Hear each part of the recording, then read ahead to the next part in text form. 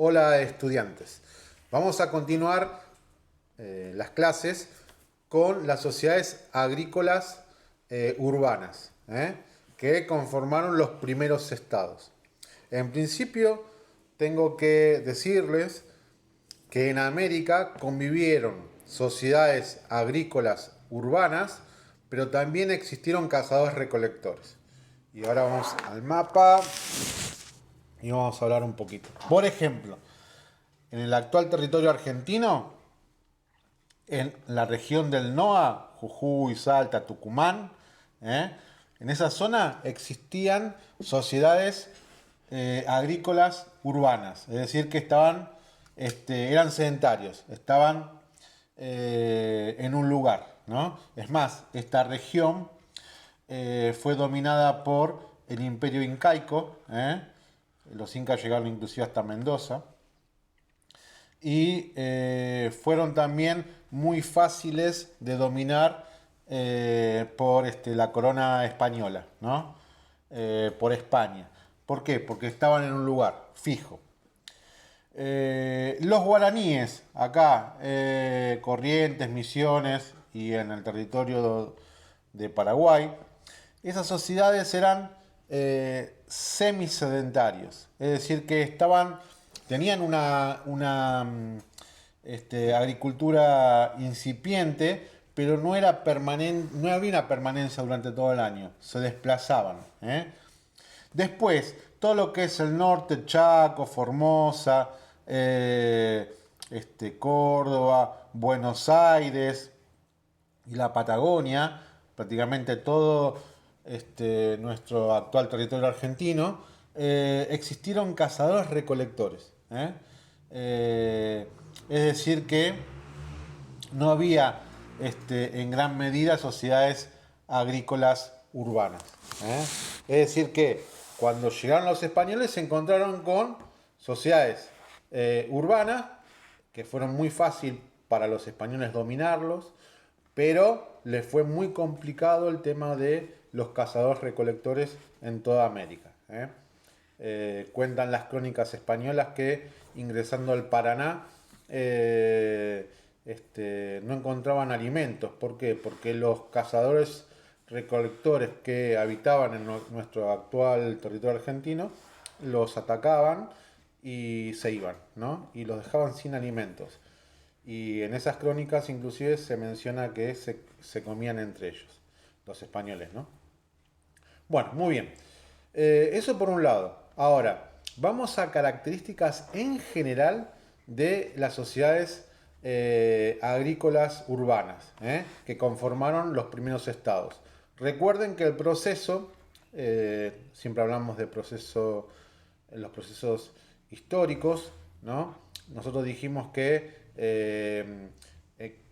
comienzan a domesticar plantas y animales, comienza la agricultura, a partir de la agricultura se asienta en un lugar, comienza una división del trabajo, va a haber gente que va a administrar los recursos y va a haber gente que va a producir. Y ahí comienza la sociedad jerárquica. Bueno, en esas sociedades urbanas, principalmente las que más quedaron en la historia no solo de América, sino del mundo, fueron los mayas, los aztecas e incas. En esas sociedades tenemos que decir que quienes ocupaban los cargos de privilegio, quienes administraban esas sociedades, fueron los sacerdotes. Y esos sacerdotes van a ver ustedes que son considerados como dioses o hijos de algún dios. Generalmente, bueno, ellos fueron politeístas, creían en muchos dioses. Y es por eso que son estados teocráticos, porque el poder está en los sacerdotes, es un poder divino. Entonces, esos dioses generalmente tenían que ver con cuestiones de la naturaleza, con el sol, con la luna, bueno, con fenómenos de la naturaleza o elementos de la naturaleza. Entonces, fueron estados teocráticos por este poder divino que tenían, eh, y además fueron politeístas, creían en varios dioses que tenían que ver con la naturaleza. Muy bien, esas ciudades, o sea, hay excedente, hay división de las tareas, se conforman las aldeas, después van creciendo a ciudades, y después tiene que haber una forma de organización. Los sacerdotes empiezan a organizar, ¿eh? Y ahí comienzan los estados. Y los estados nacen en América principalmente con las obras de riego. Es decir, que requerían de agua para poder este, eh, tener mayor excedente, ¿no? Entonces, ahí hablamos de estados urbanos, agrícolas, en donde hay una sociedad muy importante en cuanto a su jerarquía, sociedad jerárquica. Bueno, vamos a los primeros estados. Vamos acá, vamos a mover al mapa. eh, y vamos acá, a esta zona, a ver si se ve bien. Bueno, se ve bien, muy bien. Vamos a Mesoamérica. Dijimos que esto es Mesoamérica, ¿no? El Istmo y México. Muy bien. Península del Yucatán. Acá. Los mayas. ¿Eh? Los mayas están en un tiempo que más o menos aproximadamente va entre el 300 y el 900. En la cronología de América, ese tiempo tiene que ver con la etapa clásica. ¿Eh? Entonces tenemos los mayas, ciudades-estados que van a conformarse en esta península, la península de Yucatán. Bueno, los mayas tienen conocimientos muy importantes sobre los astros, sobre los planetas. Tiene un calendario muy, muy importante y una sociedad que estaba dividida principalmente por sacerdotes y campesinos, ¿no? Ahora bien, hay una cosa de los mayas que llamó la atención, que hacia el 900 desaparecen, abandonan las ciudades-estados. Hasta el día de hoy, la teoría más certera, digamos, es que no se pudieron adaptar al medio. Es decir, que hubo hambrunas, problemas ambientales y no pudieron adaptarse al medio. Tuvieron que abandonar las ciudades. Y después los mayas se van a ir a otros espacios y va a tener influencia con otros pueblos.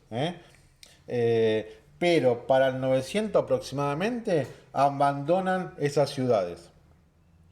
La técnica agrícola que utilizaron los mayas era la técnica de cortaban las malezas y después quemaban. Son técnicas que al día de hoy se siguen cuestionando, ¿no? Por el daño ambiental. Tal vez esa técnica, que es una técnica extensiva, se requiere mucho espacio, ¿no? Y hay que dejar descansar el suelo. Esa técnica tal vez haya provocado, haya generado problemas ambientales y haya generado esa serie de situaciones que les comenté que por lo tanto abandonaron las ciudades-estados. Entonces, los mayas del 300 al 900 en la península de Yucatán, sociedades que principalmente su jerarquía estaba basada en los sacerdotes y los campesinos, con muchos conocimientos sobre eh, el cosmos, ¿no? Que utilizaban la técnica de quema y que hacia el 900 desaparecen. Más o menos en el 900 aparece la etapa postclásica y ahí tenemos que ubicar a los incas y a los aztecas. Ahora bien, en la etapa posclásica, los historiadores que dividen en preclásica y clásica y posclásica, esas etapas, esos procesos, lo que dicen es que la etapa posclásica aparecen sociedades más belicosas, más guerreras, expansivas. Entonces vamos a los aztecas.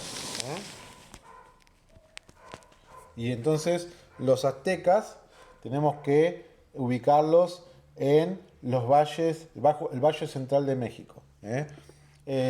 Sociedades altamente jerárquicas, donde los sacerdotes ocupaban en la sociedad, en esa sociedad, tenían privilegios, había un emperador que era considerado un dios, eran sociedades teocráticas, vuelvo a repetir, y eran muy belicosas, se expandían, sometían a otras sociedades.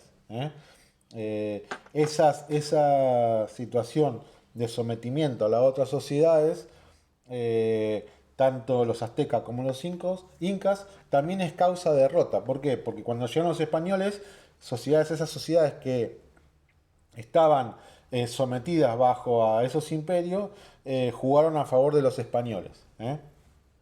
Eh, ahí tenemos que los aztecas, más o menos bueno, es un proceso también, ¿no? Pero conforman el estado azteca hacia 1300 aproximadamente. Tenemos que decir que eran sociedades altamente belicosas, guerreras, que sometían a otras sociedades, que conformaban un estado teocrático, que había centros ceremoniales, fueron politeístas, y tenemos que hablar de su técnica agrícola. Lo que hacían los aztecas eran construir islas flotantes, llamadas chinampas. A ver, me voy a fijar acá en el libro, que bueno, ahora lo perdí, pero bueno, es muy importante la técnica empleada tanto por los aztecas como por los incas. Es decir, que conformaban un sistema de riego muy, pero muy importante. A ver dónde está esto. Perdón, acá lo tengo. Miren, las chinampas. Ahí están las chinampas. Eran islas flotantes. Una maravilla. Alta tecnología es esto. Bueno, luego Cortés, ya cuando llegan los españoles, ya en el principio del siglo XVI, van a someter a estas sociedades. Vamos a los incas. ¿Dónde se desarrollaron los incas? Y vamos al mapa. A ver. El imperio inca. A ver, acá se ve en el mapa. Sí. Acá. Andes peruano. Fueron expansivos y por lo tanto conformaron un imperio. Sometieron a los pueblos que conquistaban. Muy bien, los incas acá. También fueron politeístas. El inca, que era quien ocupaba el lugar de privilegio, era el rey, ¿no? Era considerado un dios, el hijo del sol. El inca. Y eran sociedades altamente jerárquicas, belicosas, y bueno, conformaban estados teocráticos. Y en cuanto a la técnica agrícola, otra genialidad. Y vamos al libro que lo cerré, no sé por qué. Conformaron las terrazas. Es muy común hablar de las terrazas de esas sociedades. A ver, acá. Bueno, muy bien. Miren, acá está la foto, miren. ¿Qué fueron las terrazas?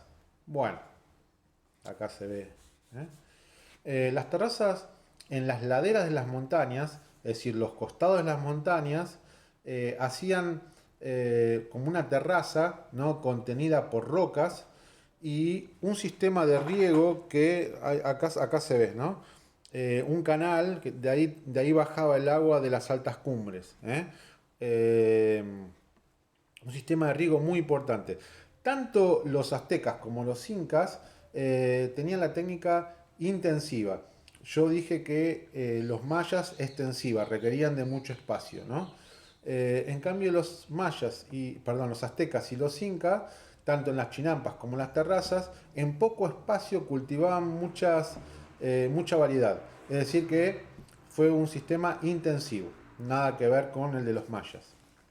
Un sistema muy importante. Algunos sostienen que cuando llegaron los españoles había, por ejemplo, más de 200 tipos de papas. Bueno, hay algo que destacar en los incas, que en esa sociedad existió la redistribución.